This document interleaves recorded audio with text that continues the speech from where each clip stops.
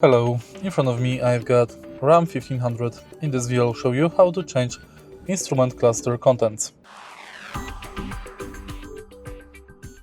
In the beginning, take a look at the instrument cluster and navigate it to last menu. Here in settings, go to screen setup,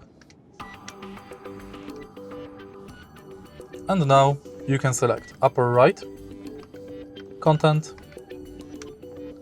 center,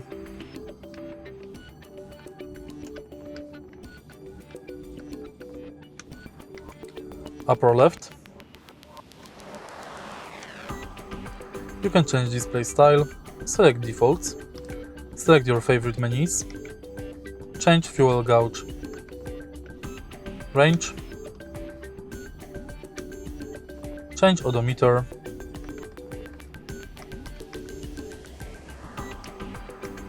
type, enable or disable current gear,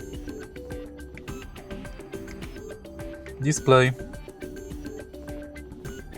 and that's basically it. If you find this video helpful, please leave like, comment and subscribe.